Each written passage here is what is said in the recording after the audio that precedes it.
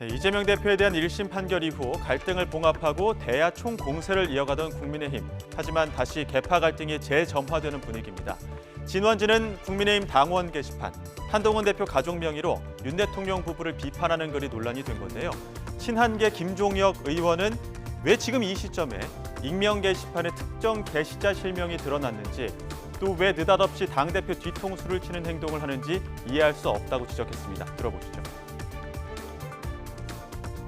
그리고 저는 이해할 수 없는 게 아니 그 익명으로 된 당원 게시판에서 어떤 과정을 통해서 그렇게 특정의 사람들의 이름을 실명으로 끄집어냈는지 그것도 상당히 의혹이고요. 그다음에 당원 게시판에서 익명 게시판에서 대통령이나 여사를 비판하는 건 잘못된 겁니까? 권성동 의원은 혹시 거기 보좌관이나 가족이나 이런 분들이 들어가 있지 않나요? 그걸 실명으로 검색을 한다면 어떻게 될까요? 그거 잘 모르겠어요. 그러니까 검색을 해야 된다는 게 아니라 그것 자체가 옳지 않은 거고, 그다음에 지금 현재 누군가 고발을 해서 경찰 수사를 하고 있잖아요. 그럼 경찰 수사에서 나올 거 아닙니까? 위법행위가 있으면. 근데 이거를 이재명 대표의 사법 그 논란에 대해서 우리가 총력을 집중하면서 공격하고 있는데 왜 느닷없이 당 대표에 대해서 공격을 하고 뒤통수를 치는 행동을 하는지 저는 이해가 안 돼요.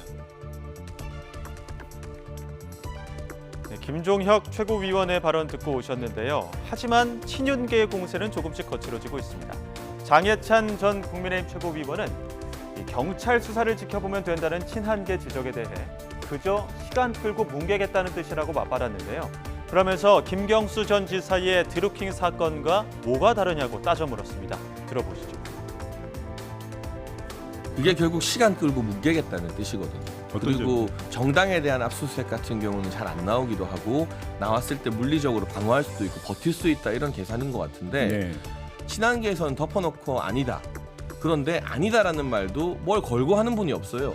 가족들은 아니다라는 말 누구도 공개적으로 못 하잖아요. 조경태 의원 같은 분은 어제 가족이 했으면 뭔 상관이냐, 무슨 문제냐. 법적으로 문제 안 된다고. 그러니까 이거 사실 자백 아닌가요? 가족이 한 거라고 밝히시든가.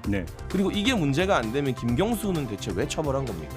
드루킹? 예, 이게 기계를 사용했느냐 또는 가족들이 소위 말해 생체 드루킹이냐, 이런 차이는 좀 있겠지만 정치적으로 봤을 때 그건 결코 간과할 수 있는 문제는 아니죠. 이재명 대표의 1심 판결 이후 민주당에서도 균열의 틈새가 감지되고 있습니다. 민주당 대권 플랜 B로 김동연, 김경수, 김두관, 이른바 신삼김이 주목받고 있는데요. 가장 먼저 몸풀기에 나선 김두관 전 의원은 민주당 내 다양한 대선 주자들이 필요하다고 언급했습니다. 들어보시죠.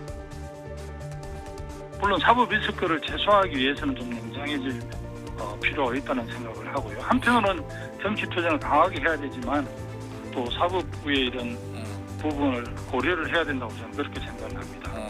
아직은 최민희 의원이 뭐 이렇게 발언을 세게 하던데 감정적으로 그렇게 하면 더 큰 저는 낭패를 볼 수 있고요. 주위에 그 당을 염려하고 걱정하는 사람들이 얼마나 많은데 이럴 때일수록 뭐 비명이라든지 친명이라든지 당내 이렇게 가름하면 안 된다고 생각하거든요. 저는 뭐 당 대표 때보다 일관되게 주장을 했습니다. 이재명 대표를 포함을 해서 우리 민주당 내 다양한 대선 주자들이 그 본선 경쟁하는 것이 본선 경쟁력을 키우고 정권 교체도 가까이 갈 수 있는 거라고 생각해서 주장을 했고 지금도 그런 생각은 변함이 없습니다.